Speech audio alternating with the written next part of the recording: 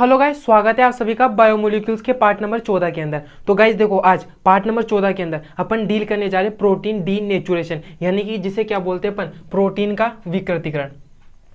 Protein विकृतीकरण यानी कि protein denature हो जाता है ना, यानी कि जो प्रोटीन नष्ट हो जाता है। तो देखो गाइस, बहुत इजी तरीके से समझाऊंगा कि प्रोटीन डीनेचुरेशन क्या होता है। देखो गाइस, इससे पहले वाली वीडियो के अंदर हमने आपको पढ़ाई थी क्या, प्रोटीन स्ट्रक्चर, जिसमें प्राइमरी स्ट्रक्चर, सेकेंडरी स्ट्रक्चर और टर्सरी स्ट्रक्चर थी। टर्सरी स्ट्रक्चर तक पढ़ा चुके हैं। और मैंने क्या बताया था कि जो प्रोटीन होता है वो फंक्शनल कब हो पाता है, यानी कि प्रोटीन कार्य कब कर पाता है, 3D स्ट्रक्चर के अंदर। और 3D स्ट्रक्चर कौन सी होती है, टर्सरी स्ट्रक्चर होती है। सो गाइस, अगर इससे पहले वाला वीडियो नहीं देखा है तो कृपया जाके वो देखें, लिंक नीचे डिस्क्रिप्शन बॉक्स के अंदर मिल जाएंगे सारी की सारी वीडियोस के। तो क्योंकि आज पार्ट नंबर 14 है। तो देखो गाइस, प्रोटीन डीनेचुरेशन क्या होता है। अब देखो, प्रोटीन डीनेचुरेशन में क्या होता है कि जो प्रोटीन की जो 3D स्ट्रक्चर होती है, 3D स्ट्रक्चर कौन सी होती है, टर्सरी स्ट्रक्चर होती है, वो क्या हो जाती है, नष्ट हो जाती है।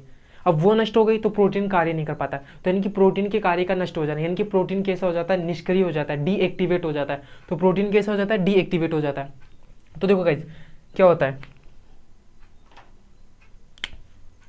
कि प्रोटीन के कार्य का क्या हो जाना, नष्ट हो जाना या निष्क्रिय हो जाना। तो प्रोटीन कार्य नहीं कर पाता। अब ऐसा क्यों होता है, या तो हाई टेम्परेचर ले जाओ या हाई पीएच कर लो। तो हाई पीएच और हाई टेम्परेचर के ऊपर क्या होता है, ऐसा होता है। तो पीएच अथवा तापमान के अंदर परिवर्तन की वजह से ऐसा होता है। आपने सुना होगा कि जब टेम्परेचर कितना होता है, 80 से 82 डिग्री सेल्सियस टेम्परेचर जाता है तो उसमें प्रोटीन डीनेचुरेशन हो जाता है। क्यों? क्योंकि हाई टेम्परेचर के ऊपर और हाई पीएच के ऊपर क्या होती है, प्रोटीन की जो 3D स्ट्रक्चर होती है, टर्सरी स्ट्रक्चर होती है, वो नष्ट हो जाती है। अब देखो, प्रोटीन डीनेचुरेशन के अंदर पता क्या होता है, टर्सरी स्ट्रक्चर तो नष्ट होती है, लेकिन उसके साथ साथ में सेकेंडरी स्ट्रक्चर भी नष्ट हो जाती है। बट प्राइमरी स्ट्रक्चर कभी भी नष्ट नहीं होती। प्राइमरी स्ट्रक्चर जो होती है वो अनअफेक्टेड होती है, इससे अफेक्टेड नहीं होती। क्यों? क्योंकि देखो, आपने हाई टेम्परेचर कर दिया तो हाई टेम्परेचर पे प्रोटीन डीनेचर हो गया। प्रोटीन कैसा हो गया, डीनेचर हो गया, यानी कि प्रोटीन ने कार्य करना बंद कर दिया। लेकिन जैसे अपन उसे अपन लो टेम्परेचर पर लाएंगे, रूम टेम्परेचर पर लाएंगे, तो दोबारा काम करने लग जाएगा। अब दोबारा काम करने क्यों लग जाएगा, यानी कि उसके अंदर 3D स्ट्रक्चर, टर्सरी स्ट्रक्चर दोबारा बन जाती। अब वो कहाँ से बनी, प्राइमरी स्ट्रक्चर से बनी। अगर प्राइमरी स्ट्रक्चर नष्ट हो गई होती तो टर्सरी स्ट्रक्चर नहीं बनती।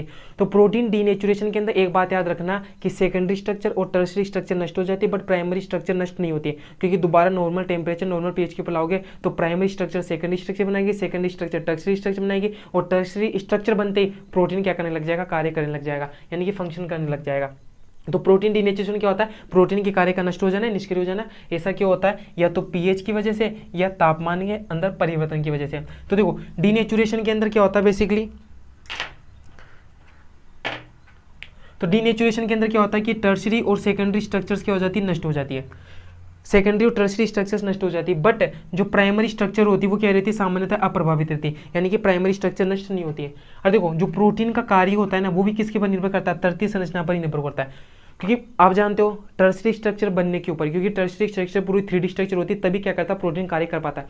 तो प्रोटीन का कार्य किस पर निर्भर करता है, तृतीय संरचना के ऊपर निर्भर करता है। किस पर निर्भर करता है, तृतीय संरचना पर निर्भर करता है। अब देखो, जो प्रोटीन की फोल्डिंग होती है या तृतीय संरचना, अब देखो प्रोटीन फोल्डिंग और मैंने क्या लिखा है, तृतीय संरचना, क्योंकि देखो पूरा का पूरा कंप्लीट प्रोटीन फोल्ड किसके अंदर होता था, टर्सरी स्ट्रक्चर के अंदर होता था। तो टर्सरी स्ट्रक्चर क्या होती है, जब संपूर्ण प्रोटीन फोल्ड हो जाए, पढ़ाई में कि जब पूरा का पूरा प्रोटीन क्या हो जाता है, फोल्ड हो जाता है टर्सरी स्ट्रक्चर के अंदर। तो देखो, प्रोटीन फोल्डिंग या जो टर्सरी स्ट्रक्चर होती है, तृतीय संरचना होती है, वो भी क्या होती है, प्राथमिक संरचना के ऊपर निर्भर होती है। और प्रोटीन जानते हो क्या होता है, अमीनो अम्लों का क्रम होता है, सीक्वेंस होता है। अब देखो इसमें साइड में रखता हूँ, आप क्या ले लो, इसका स्क्रीनशॉट ले लो। स्क्रीनशॉट ले लिया। अब देखो इसके अंदर अपन पढ़ते हैं कि फोल्डिंग के आधार पर प्रोटीन कितने प्रकार के होते हैं। तो देखो गाइस, जो फोल्डिंग होती है ना, ये जो भी फोल्डिंग पढ़ के आ रहे हैं, प्रोटीन फोल्डिंग या जो तृतीय संरचना होती है, क्योंकि टर्सरी स्ट्रक्चर के अंदर ही प्रोटीन क्या होता है, पूरा फोल्ड हो जाता है।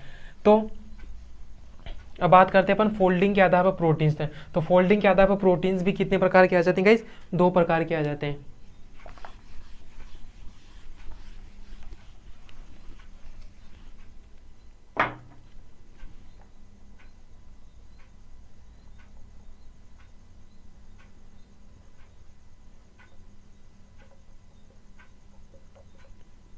फोल्डिंग के आधार पर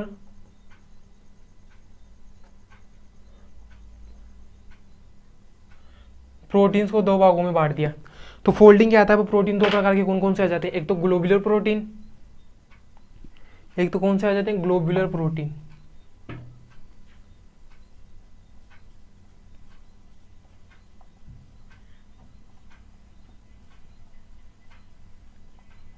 और एक कौन सा आ जाता है, फाइब्रस प्रोटीन आ जाता है।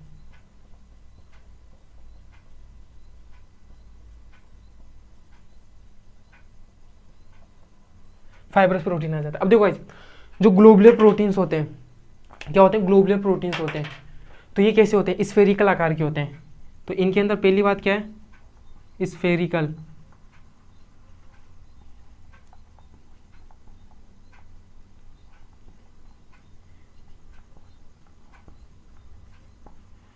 स्फेरिकल आकार के होते हैं, पहली बात क्लियर। और इसके अंदर पहली बात क्या लिखोगे कि जो फाइब्रस प्रोटीन होते हैं वो फाइब्रस, रेशे या तंतुमय आकार के होते हैं। तो ये कैसे आकार के होते हैं, फाइब्रस या फिर रेशे या फिर तंतुमय।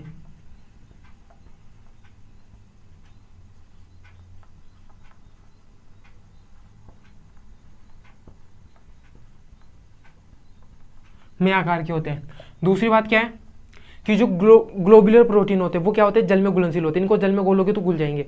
तो दूसरी बात क्या है,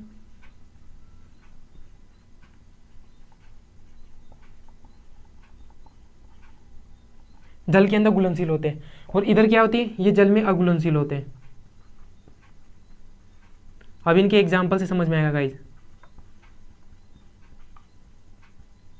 जल के अंदर क्या होते हैं, अघुलनशील होते हैं। अगर इधर एग्जाम्पल की बात करें अपन, तो इधर एग्जाम्पल के अंदर क्या किया जाता है गाइस, तो देखो एग्जाम्पल में इधर क्या किया जाता है, फाइब्रस प्रोटीन के अंदर एक तो आ जाता है कोलेजन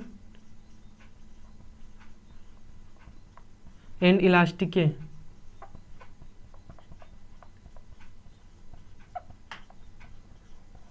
देखो गाइस, कोलेजन और इलास्टिन की क्या आ जाते हैं, प्रोटीन रेसे आ जाते हैं। ये क्या अलग कर दो इसके अंदर, किरेटिन कर लो गाइस, कोलेजन एंड किरेटिन की प्रोटीन।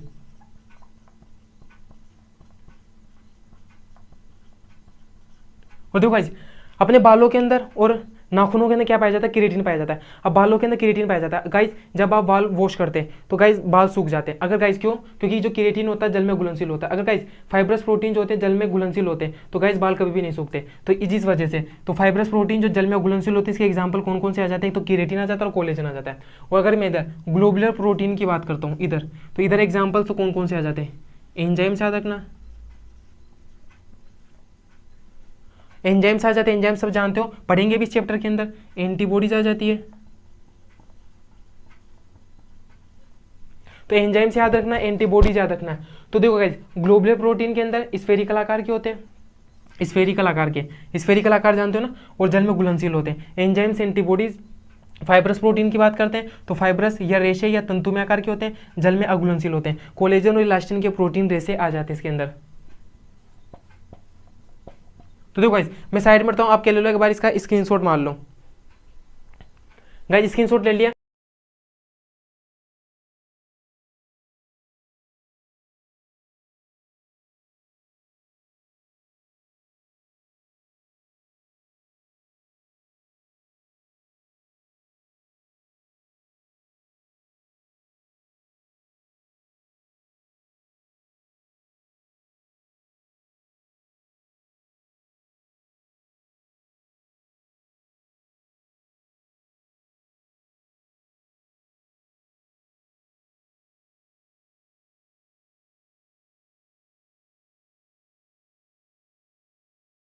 अब तुम लोग गलती से अगर नए हो तो सब्सक्राइब करो, वो जो लाल वाला बटन है उस पर अपने जीजा जी फेंक के मारो या फूफा जी, मुझे नहीं पता, बस क्लिक हो जाना चाहिए। अब मैं भी जा